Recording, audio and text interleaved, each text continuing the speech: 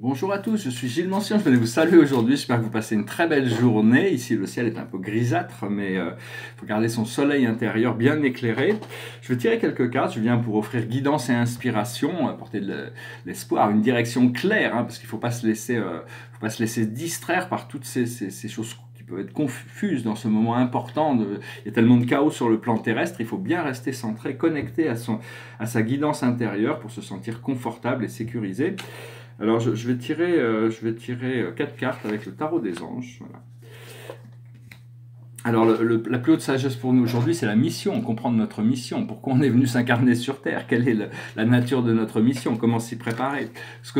C'est la sagesse. Ce que l'on doit comprendre, c'est l'authenticité. Il faut être le plus authentique possible. To sign on self, be true. C'était Hamlet qui disait ça.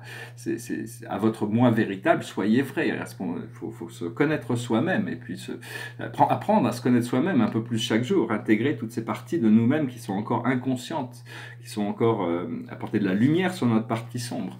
Ce que l'on doit faire, c'est le départ. Bon, ici, moi, j'ai tous les paquets à faire, hein, donc je suis en train d'organiser tout ça. Et l'aboutissant, c'est le repos. Il faut pouvoir se reposer, intégrer tout ça. Il faut prendre le temps, il faut prendre du temps pour soi-même. Le repos, ça nous apporte du bien-être. Donc, il faut apprendre à se reposer naturellement. C'est pas facile. Moi, j'ai mon moi supérieur, ma partie de divinité, qui est quand même assez importante en moi. Hein. Ça fait longtemps qu'elle est importante, mais elle a besoin de se rebeller contre mon ego, hein, parce que des fois, il faut prendre des décisions. Et je voulais dire que je voulais discuter de 3 sujets. D'abord, le tableau derrière moi, c'est un tableau qui s'appelle Ascension. C'est un tableau assez ancien, depuis 1987. Je crois que j'étais à Denver, au Colorado, quand j'ai peint ce tableau. Alors, ça représente l'ascension au travers des plans célestes. Alors ici, il y a les planètes en bas, il y a 619 points, avec la Terre qui est représentée, qui fait partie de ces points. C'est juste une planète parmi d'autres dans notre système. Et ici, c'est Jérusalem, le premier monde céleste. Tous ces mondes célestes sont de nature paradisiaque. C'est même pas visible dans le monde physique. C'est des plans célestes, c'est des mondes qui ont été créés, architecturaux, qui ont été créés avant d'organiser l'univers. Il y avait des mondes célestes qui ont été créés pour l'administration de tout cet immense univers. Donc, et au plus on avance dans les plans célestes, jusqu'au paradis, ça devient de plus en plus grandiose, de plus en plus important, hein, bien sûr. Alors il y a Jérusalem, après ça il y a Edantia, le centre de notre constellation, après ça il y a Salvington, le centre de notre univers local, il y a U mineur, le troisième, c'est le centre de notre secteur mineur, U majeur, le cinquième, c'est le centre de notre le grand centre majeur, et puis U versa qui est le centre de notre super univers. Et une fois qu'on a traversé ces plans, on est envoyé au travers l'univers central, et on doit essayer on passe à travers l'univers central pour se réveiller au paradis comme être éternel. Donc voilà, c'est un tableau assez puissant quand même, qui est représentatif d'une époque et qui correspond quand même à quelque chose, hein, pour moi. Et voilà, je voulais dire, la vie, en réalité, le passé et le futur ne sont pas écrits. C'est-à-dire, il y a des prédestinations, c'est-à-dire on a choisi une ligne temporelle, donc on va passer par les expériences qu'on a choisies, notre âme a choisi, on a prévu tout ça. Mais en essence, le passé d'hier n'est pas le même que le passé d'aujourd'hui, parce que notre perception du passé a changé. Notre futur d'aujourd'hui n'est pas le même que le futur d'hier, parce que notre perception a changé. Savoir que Dieu il travaille que dans le présent, hein, il manipule les énergies à l'infini pour permettre l'évolution, et c'est en tant que créateur, il faut apprendre aussi que on peut modifier notre passé et notre présent, parce qu'au plus on peut voir loin dans le passé, au plus on peut voir loin dans le futur, au plus on a une compréhension claire sur le présent. Donc c'est vraiment se connecter sur notre ligne temporelle plutôt que se laisser endormir par toutes ces croyances matérialistes qui sont enseignées dans la société. Savoir que on a tous des origines cosmiques, des origines célestes, divines. Et tout vient du paradis. On vient tous de là. Hein. Le paradis est aussi au centre de toute chose. C'est un grand mystère. Comment au centre de l'atome il y a le paradis, alors que le paradis c'est quelque chose d'immense. Au-delà de l'univers même. Hein. C'est beaucoup plus grand, beaucoup plus spectaculaire que tout ce qu'on pourra découvrir dans l'univers. Mais c'est pour la fin de la journée. Enfin, je partage ces idées. C'est des idées qui sont très personnelles. Hein. Donc je voulais dire aussi, il y a Mercure qui rétrograde actuellement. Donc quand le Mercure rétrograde, c'est bien pour revoir, réparer, réviser, renouveler, tout ce qui commence par un ré. Hein, et puis il faut essayer aussi, je voulais donner un autre petit conseil, c'est quand on fait de la méditation, on a cette étoile de l'âme, c'est une étoile argentée où il y a qu'on partage avec notre moi supérieur. Et donc ça représente notre moi futur. Imaginez par exemple, c'est juste une métaphore, sur notre ordinateur, ils sont pas vraiment très très performants. Mais si on arrivait à obtenir un programme qui vient de 200 ans dans le futur, qu'on mette notre programme dans l'ordinateur, qui efface tous les programmes limités d'espionnage qui sont actuellement partout dans tous les ordinateurs, et qui remplace ça par un nouveau système de fonctionnement qui lui permettrait d'être fonctionnel pour le service de son utilisateur, ça serait bien. Bon, on va voir comment on pourra faire pour évoluer le programme, mais l'idée c'est d'arriver à télécharger des lumières, des fonctions, pour arriver à optimiser la fonction, parce que notre corps c'est un peu comme un ordinateur, notre ADN c'est le logiciel, mais ce logiciel il ne fonctionne qu'à 3%, donc on devrait, en prenant cette lumière du futur qu'on amène à l'intérieur de nous, on peut faire une mise à jour pour éventuellement chercher à demander à revenir à cet état de Adam, Ève, Cadmon, le modèle original avec le cerveau 100% actif, l'ADN complètement actif, avec toutes les mémoires du passé et toute la vision du futur déjà. Toutes ces choses sont déjà découvrables, hein. On a tout dans le présent, et donc c'est juste une question, il faut être patient, hein, parce que bon, c'est une question d'ouvrir notre conscience. Tout est relayé à la conscience. Ce qui n'est pas connecté à la conscience n'existe pas. On peut pas, rien ne peut exister au-delà de la conscience. S'il y a des choses qui existent au-delà de notre conscience, c'est parce qu'il y a des consciences supérieures qui les maintiennent en fréquence, hein. Mais le monde quantique nous a expliqué que bon, les choses n'existent parce qu'on les observe, parce qu'on les rend réelles. On a ce pouvoir de créateur. Alors la plus haute sagesse pour nous, avec la cache, pour voir un petit peu, c'est la religion et la spiritualité. Il faut suivre, il faut être faut être sincère par rapport à sa foi, il faut continuer à développer ses principes spirituels. Après ça, la spiritualité, c'est une connexion d'amour directement dans le cœur avec Dieu. C'est pas besoin d'un intermédiaire. Bon, moi, je suis là pour interpréter certaines des idées par rapport à ce monde spirituel, mais en général, il vaut mieux tourner vers son cœur, hein. C'est là où on a la plus haute information. Ce que l'on doit comprendre, c'est les celtes, c'est la guérison par les plantes, c'est l'intégration à la nature, c'est la reconnaissance des forces du monde naturel. Ce que l'on doit faire, c'est l'Égypte. Ici, c'est la cache, c'est une Akash physique. Cette pyramide d'Égypte, c'est une Akash physique au-dessus des rôles de la Menti. Enfin, on m'a demandé de pas trop de parler de ça pour le moment, donc bon, je ne vais pas trop en parler. Il y a toutes sortes de choses qui doivent venir que quand c'est le moment. Et l'aboutissant, c'est se libérer de toutes les persécutions et les inquisitions. Il faut absolument débloquer le programme, il faut absolument devenir maître de soi-même. Et donc, pour ça, il faut partir ou voyager, c'est-à-dire, bon, il faut être libre, il faut découvrir cette liberté, avoir confiance que la liberté, c'est vraiment, on a été créé pour être libre. On a été créé pour découvrir l'amour. Et je voulais dire que Dieu est énergie, hein, mais cette énergie qui est Dieu, qui est toute chose aussi, c'est l'énergie qui nous élève, qui nous fait du bien. Mais c'est aussi l'énergie qui nous oppose et qui nous rabaisse, c'est pour nous forger notre caractère. Donc sachez que toutes les énergies, quand je dis Dieu, c'est vous, hein, c'est vous et moi. Toutes les énergies que l'on doit gérer viennent de nous. Et c'est à nous de les gérer. Une fois qu'on a compris ça, on n'est plus dans le pousser-tirer, on n'est plus dans le conflit avec soi-même, on n'est plus dans le... Faut arrêter de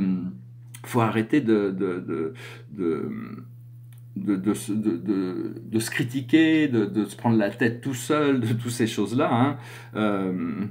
Et donc, il faut arriver à enlever la pression grâce à la respiration, à la méditation, pour arriver à élever son esprit au-dessus de l'intellect. C'est une question à un moment donné, on arrive à un niveau d'intégration émotionnelle, on passe dans un état d'extase méditative, hein. C'est quelque chose de très, très agréable, hein, mais il faut accepter qu'on puisse recevoir cette énergie exquise, cette énergie merveilleuse, cette énergie magnifique, l'énergie de Dieu, de la source, du Créateur, l'énergie de la vie dans son on a tous à l'intérieur de nous, c'est à l'intérieur du cœur enfin moi on m'a montré que le centre de toute chose est dans le cœur, hein. Voilà, puis éventuellement on transforme la prière, on transforme le jeu en adoration, on crée cette connexion.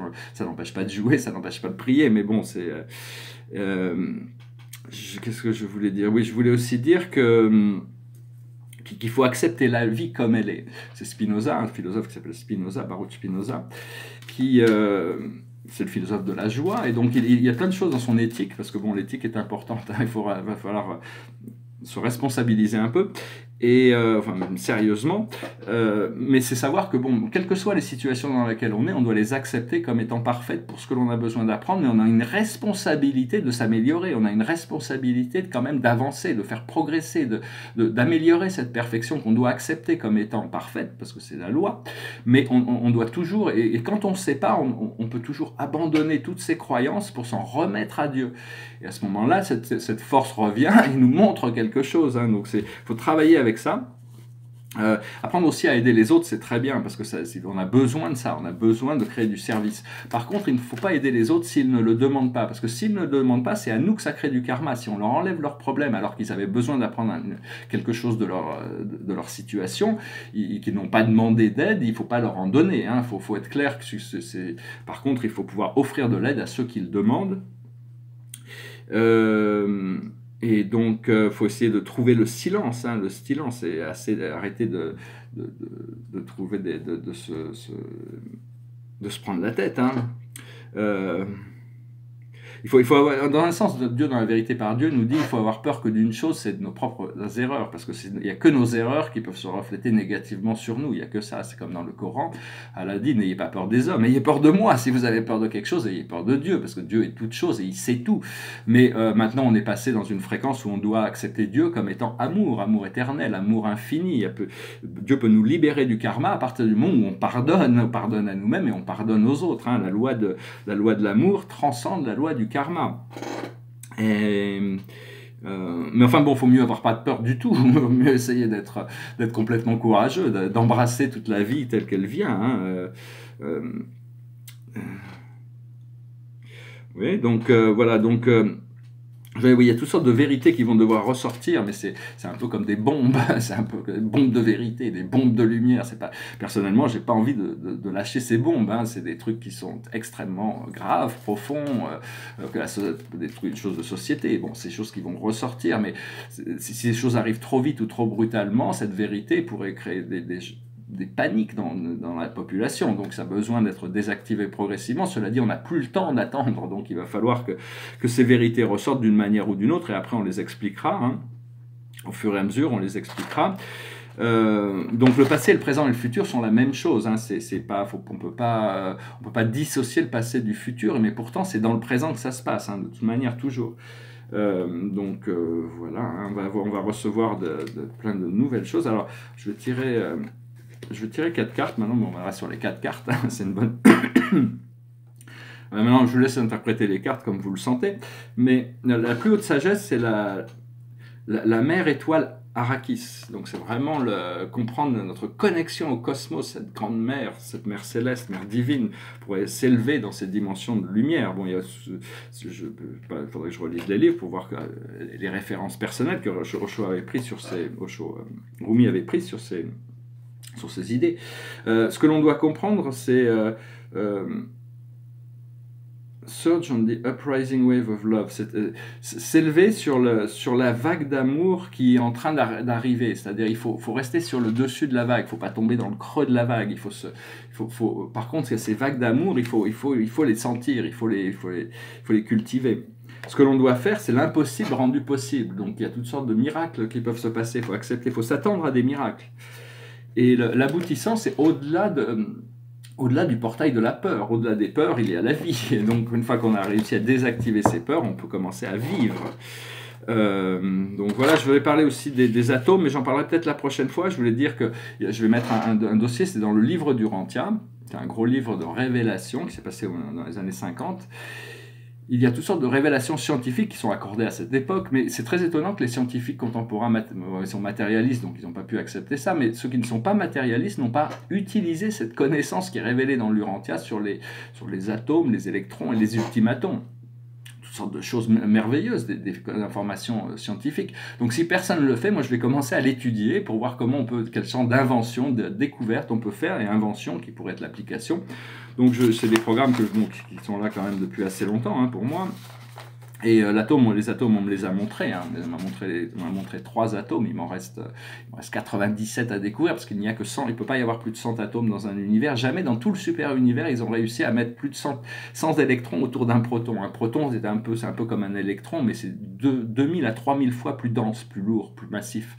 Et il y a un mésotron qu'on ne connaît pas. Il y a toutes sortes de choses. Dans le livre d'Urantia, il y a plein de choses qui sont expliquées, des choses ils ne comprennent pas sur ces choses-là, parce qu'il y a des présences de l'absolu inqualifié qui rentrent en compte et qui transforment tout. Il faut comprendre que les atomes sont comme des personnes, les électrons sont comme des personnes, c'est-à-dire qu'elles ont un comportement normal. On peut imaginer que mais des fois, il y en a qui ont des comportements complètement différents, donc on peut pas matérialiser toute cette science et cette connaissance. C'est comme la théorie du tout. Le tout, c'est Dieu, et on peut pas enfermer l'infini dans une relation mathématique ou d'une relation quelle qu'elle soit. On peut pas, dans un concept, une idée, rien ne peut tout ce que l'on fait pour essayer d'expliquer ça limite Dieu, et donc Dieu étant sans limite, il ne peut pas être révélé par la science il ne peut être découvert. Mais par contre, il y a des équations qui peuvent nous aider à mieux comprendre le monde naturel et le monde physique, comme E égale mc square, c au carré. C'était une chose qui s'était révélée, ce qui est devenu, c'était une révélation donc voilà. Hein. Je vais finir avec une chanson pour. Pas trop réfléchi là, mais bon, c'est une chanson que j'ai déjà chantée. Hein. C'était juste sur la liberté, Fais comme l'oiseau, sa vie d'air pur et d'eau fraîche, un oiseau. D'un peu de chasse et de pêche, un oiseau. Mais jamais rien ne l'empêche, l'oiseau, d'aller plus haut. Mais je suis seul dans l'univers, j'ai peur du ciel et de l'hiver, j'ai peur des fous et de la guerre, j'ai peur du temps qui passe, dit. Comment peut-on vivre aujourd'hui dans la fureur et dans le bruit? Je ne sais pas, je ne sais plus, je suis perdu. Fais comme l'oiseau, sa vie d'air pur et d'eau fraîche, un oiseau. D'un peu de chasse et de pêche, un oiseau. Mais jamais rien ne l'empêche, l'oiseau, d'aller plus haut. Mais l'amour dont on m'a parlé, cet amour que l'on m'a chanté, ce sauveur de l'humanité, je n'en vois pas la trace, dit. Comment peut-on vivre sans lui? Sous quelle étoile, dans quel pays? Je n'y crois pas, je n'y crois plus, je suis perdu. Fais comme l'oiseau, sa vie d'air pur et d'eau fraîche, un oiseau. D'un peu de chasse et de pêche, un oiseau. Mais jamais rien ne l'empêche, l'oiseau, d'aller plus haut. Mais j'en ai marre d'être roulé par des marchands de liberté et d'écouter se lamenter. Ma gueule dans la glace dit: est-ce que je dois montrer les dents? Est-ce que je dois baisser les bras? Je ne sais pas, je ne sais plus, je suis perdu. Fais comme l'oiseau, sa vie d'air pur et d'eau fraîche, un oiseau. D'un peu de chasse et de pêche, un oiseau. Mais jamais rien ne l'empêche, l'oiseau, d'aller plus haut. Oh, oh, oh. Voilà, je vous remercie d'être resté jusqu'à la fin. La musique, j'essaie de chanter aussi, parce que la musique, c'est pour élever notre vibration. Par contre, il y a des musiques qui carrément baissent notre vibration, donc faites attention aux sons qui peuvent rentrer. Je veux aussi dire, bon, cette chanson, elle est sur la légèreté, il faut prendre les choses légèrement, il ne faut pas écouter toutes ces voix, voix de l'illusion pour rester libre, comme l'oiseau. Et savoir, bon, il y a un livre qui est très intéressant sur l'oiseau, parce que l'oiseau a des limitations quand même, hein, il ne peut pas voler jusqu'aux cieux. Il est obligé de... Et donc il y a un livre qui s'appelle Jonathan le Goéland, Jonathan Livingstone. C'est l'histoire d'un oiseau qui a besoin de se dépasser. Et donc c'est un livre intéressant, c'est un petit livre, un conte philosophique. Voilà, j'espère que vous aurez trouvé cette vidéo intéressante. Je vous souhaite une merveilleuse journée. Je vous envoie ma lumière, mon amour, mes bénédictions. Et puis je vous dis à très bientôt. Namaskar.